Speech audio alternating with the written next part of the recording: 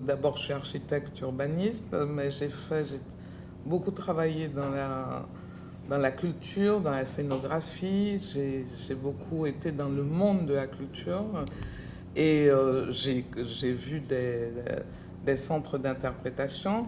Et il se trouve en plus que sur un autre projet, un projet BID, je suis en train de faire du coup le musée, le centre d'interprétation régional au CAI. Donc, là, c'est de la conception, vraiment. Parce que, à l'intérieur de tout un front de mer qu'on est en train de refaire, enfin, peut-être qu'il verra le jour un jour.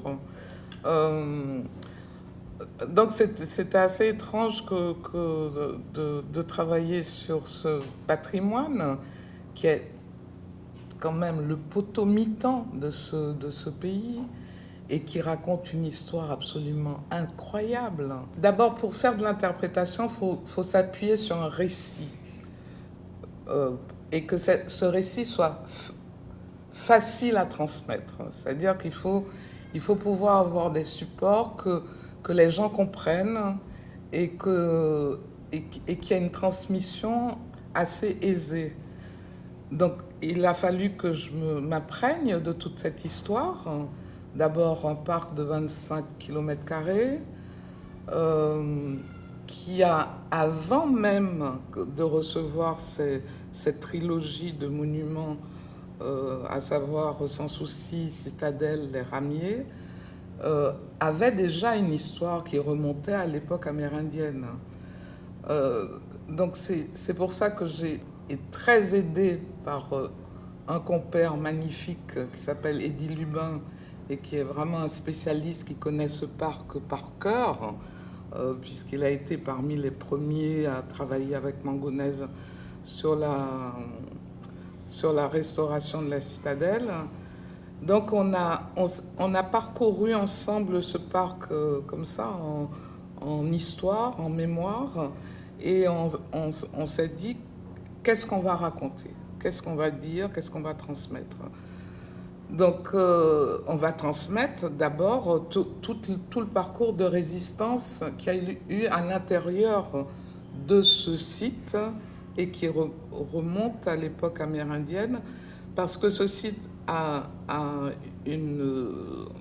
fait une morphologie, une typologie extraordinaire. D'abord, c'est un site qui a une biodiversité en termes de faune et de flore incroyable, qui a une géomorphologie invraisemblable, puisqu'il a des grottes qui sont à peu près toutes concentrées du côté de Dondon, et que ces grottes ont servi de lieu de repli à l'époque des Taïnos.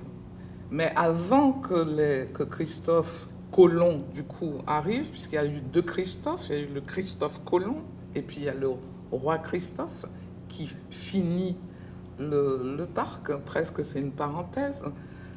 Au moment de l'arrivée des Espagnols, les Indiens qui ne se sont pas soumis aux Espagnols, beaucoup se sont réfugiés dans ces lieux, donc ont résisté à partir de ces lieux.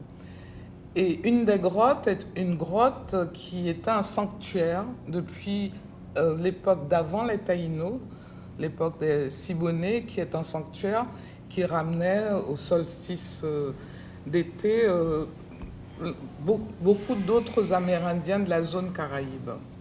Donc on a basé notre histoire, notre récit à dire et à transmettre sur l'idée des résistances.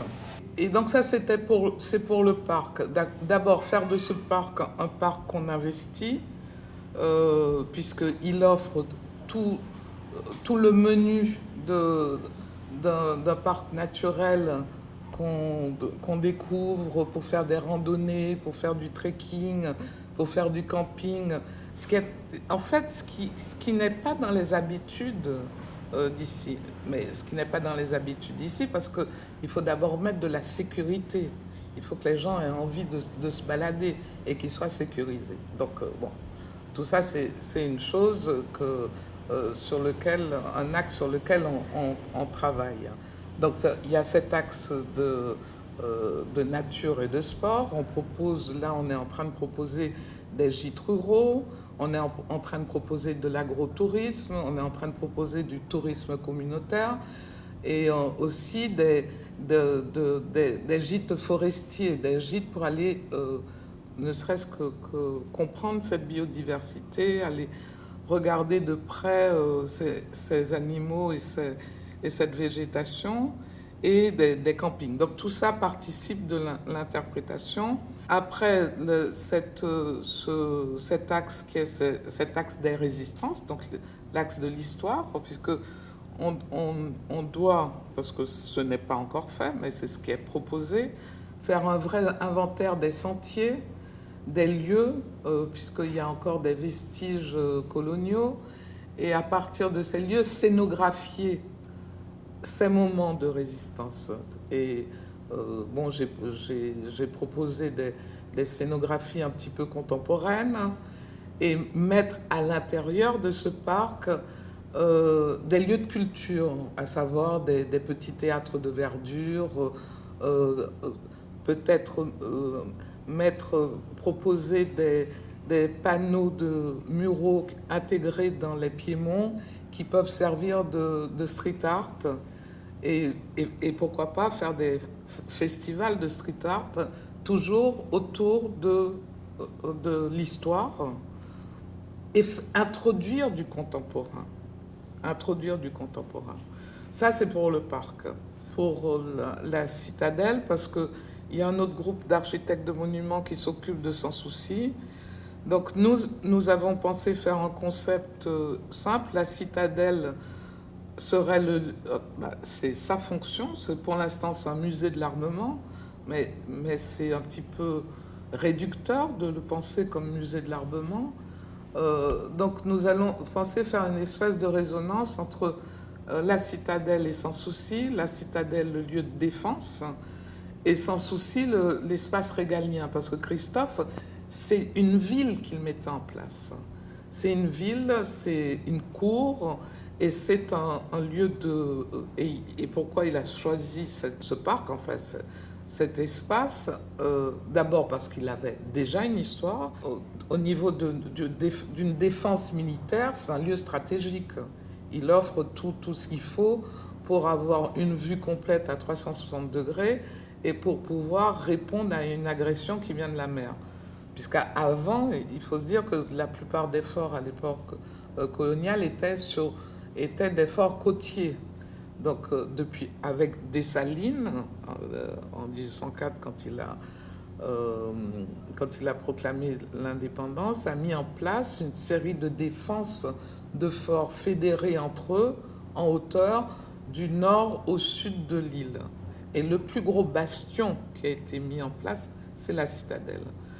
Donc la citadelle, on va le traiter comme un lieu qui raconte toutes les lignes de défense des Taïnos jusqu'au royaume de Christophe. Les lignes de défense amérindiennes, les lignes de défense espagnoles, les lignes de défense françaises et la ligne de défense haïtienne.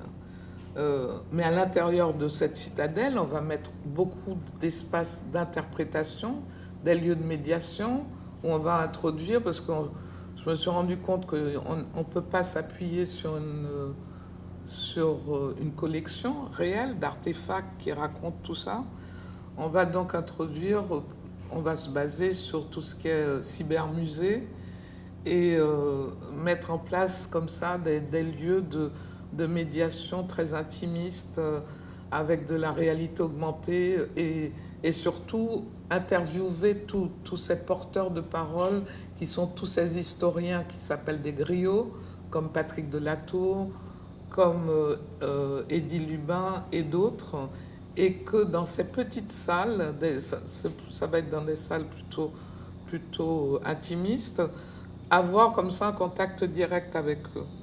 Mais au-delà de ça, on aimerait aussi introduire des espaces pour enfants, parce que dans 10 000 mètres carrés, il faut ouvrir à tous les publics, et des espaces scéniques pour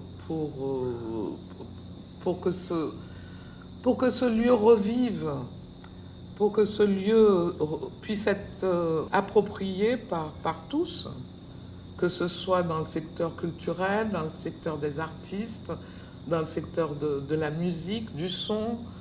Imagine un festival de jazz à la Citadelle, mais c'est quand même... ce serait magnifique. Donc voilà, cette interprétation a un programme vaste, mais qui est faisable. C'est-à-dire que l'idée, c'est qu'on s'appuie sur l'époque.